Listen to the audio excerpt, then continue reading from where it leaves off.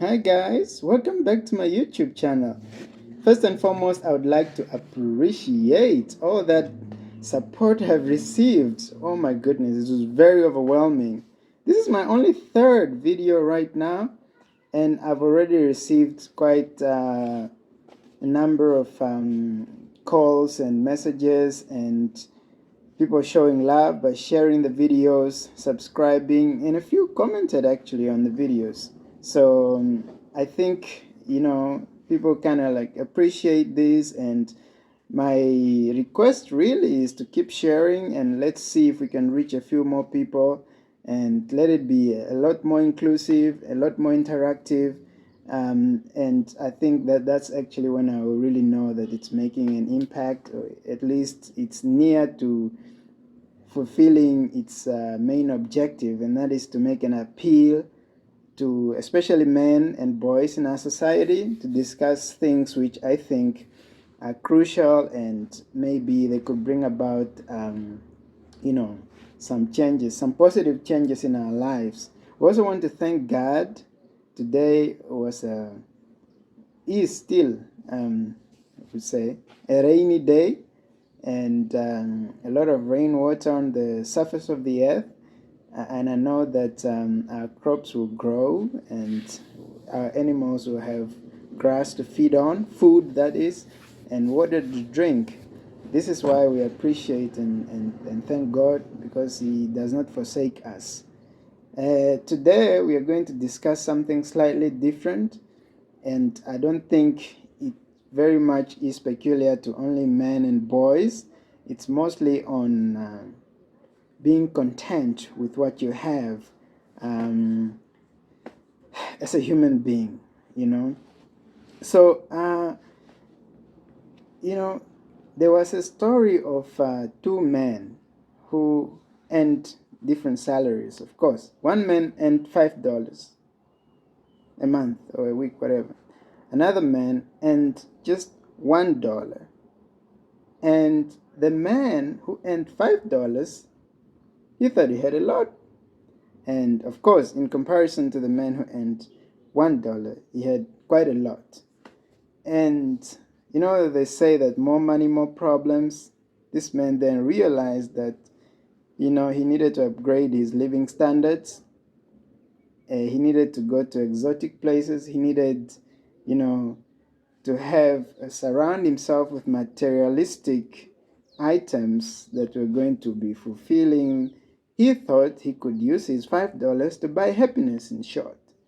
He realized that his needs were different from the needs of the guy who earned $1, even though they lived in the same vicinity, they worked at the same company.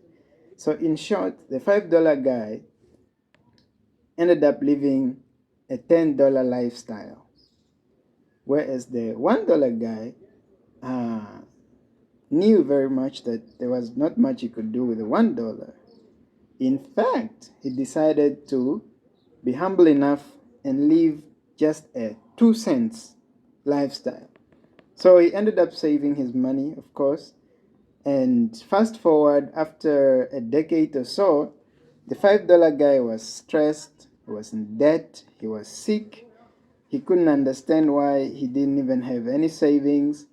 And fast forward, he ended up being employed or working for the $1 guy. Why did I just say that story? This goes on to say that for those of us, men and boys, women included, who might have had, for example, a rough time during, our growing up, might have wanted this or that, but we didn't get it. Then we went to school, we spent sleepless nights sometimes studying in those auditoriums and cramming textbooks and writing exams and going through a lot of scrutinies, standing in long queues to register, look for financial assistance, whatever. So we go through quite a lot, thick and thin. Finally, you finished your studies and you graduate. And not only that, you're lucky enough to get a job. Then you come into money. the money that you never heard, even though you dreamt about this money, you came into money almost like suddenly, because obviously, you know, you only work for about 30 days or so before your first salary comes in, and it's money nonetheless that you never used to have in the past. And I think that's where most problems begin to arise. And it will continue to be a problem for as long as we don't actually address the beginning, the genesis of the whole problem. It's because most of us, come into money with very little mentoring or coaching around how money really works, let alone the financial education or the knowledge on how money really works, even before you come into money. But the point is, most people will get that lump sum salary, but they have no idea how money really works. All they have in mind is what they've budgeted for that money for. So most of us, or some of us, might end up living like the $5 guy who thought he could solve all his problems with that $5, forgetting that there's another person who might actually earn more than you do, or there's another person who earns a little less than you do. So you begin to actually, adjust your living standard. You begin to need that and need that. And then before that, you abandon your needs and go for your wants. The things that you don't really need, but you want them. You want a car, you want one that's not just a car, but one that's lookable, one that's attractive. And all these materialistic things eventually will lead you into debts, stress, and a lot more financial difficulties. Okay? So I think that all happens because nobody is really there to tell us about, the consequences or the ramifications of going too fast, faster than your money. You always need to be ahead of your money and keep money in your back, so that apparently when the money wants to escape from the back, at least you can control it. But if you let money go ahead of you, I think you're not going to be able to catch up with that. So there is absolutely nothing wrong to, for example, live a $1 life when you earn a $5. To still go to the open market, buy 2 tomatoes and an onion, and just make your own little soup. I mean, if you're able to afford a meal to go out, you could do that. I mean, I think, once in a while you need to really reward yourself, and you cannot neglect yourself for something you work for. But that's where actually the caveat comes in, of really just being able to be smart enough to know the limits. Okay? So I see absolutely nothing wrong about, the people who, for example, have got so much and they are very strict on their finances, and they still wear simple, they still enjoy their good old pub. I was just talking about the rain that has come down now. Most of our homesteads in the rural setting are sustained by subsistence farming, and I hope the men and boys are sharpening their farming tools so that they can be able to go out there and assist with the farming. That's really what we need to see. So nothing wrong with such a person who sits down and still enjoys to eat his or her own naturally grown food, versus somebody who goes out there eating in restaurants all the time, going to this hotel, going to another hotel, going for unplanned trips. You see, for example, a lot of Europeans coming down here. Don't just think they thought about that, 2 months ago. They might have been planning about this even when they were in high school, that when I retire, this money will be to tour the world. I'll go to Africa and I'll, once in a while, things like that. So we need to have long-term goals. Let's not just do things spontaneously. Let us be content with what we have. Let us not give in into peer pressure. Peer pressure is a terrible thing, to be honest. And everybody actually goes through it. For as long as you mingle or interact with people, there will always be peer pressure, directly or indirectly.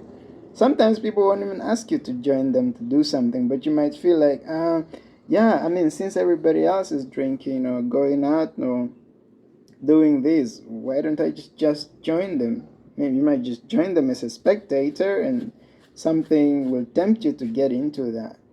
Before you know it, you have had a bite of the bait of the devil. So we really, really, really need to be careful. So peer pressure will always be there, and I think we just need to be smart enough to see how we can navigate our way around that.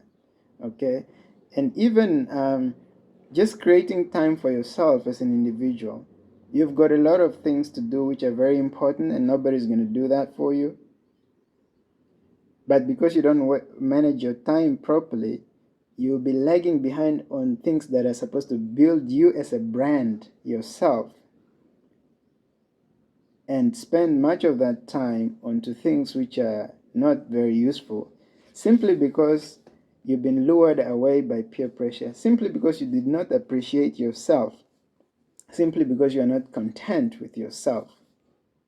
It even goes on to say, for example, you come from a background that is not all well, well greased up in oil and fat. Okay, that expression doesn't exist, but what I'm trying to say is you're not from a well-off background, but you want to live like somebody from a well-off background, simply because your colleague is from a well-off background. Your colleague does not need to support his grandmother or mother in any way. Your colleague can do what he or she wants to do because they are already well off. The money he or she makes is for him or herself. Your colleague might not have children, you know. Some of you would not be too bright enough to actually think about sorting yourself out first before doing something which is out there to please others.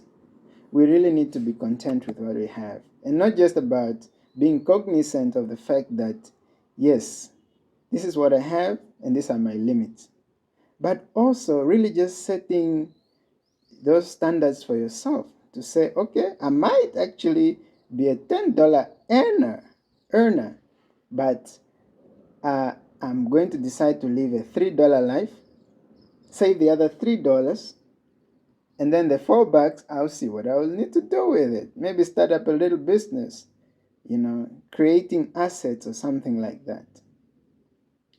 What you have is what you have. And the issue of creating generational wealth, I think that's also a question which most of us, men and boys, we should actually have to think about it.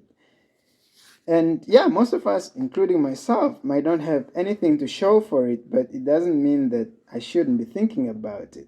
The fact of the matter is, once you conceive an idea in your brain, in your mind, you are most likely to go ahead and succeed with it. Okay? So, sorry if the sound outside, there should be cars moving outside, but anyway, let's continue. So,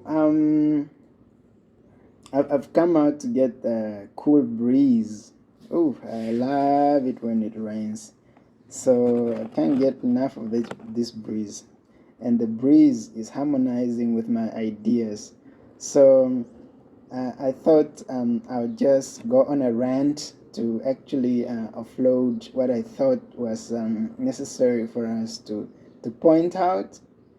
And that behavior, that sort of behavior of the things I've just talking about, is self-imposed to some extent, because nobody usually would force you to do something like that unless you meant to do it yourself.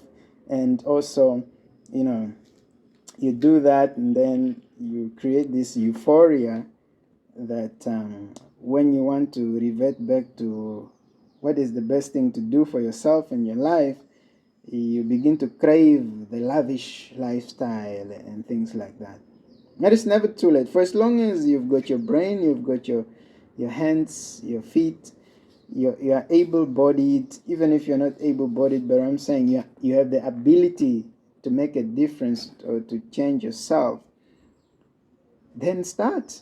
But the key pivot, or the pivot, some people would say, is about being able to recognize what you have and be content with it. No, this is what I have. This is all I'm about as far as my standards, and everything else should revolve around this. So once you get that benchmark going, then you're not likely to get sunken deep into the wilderness.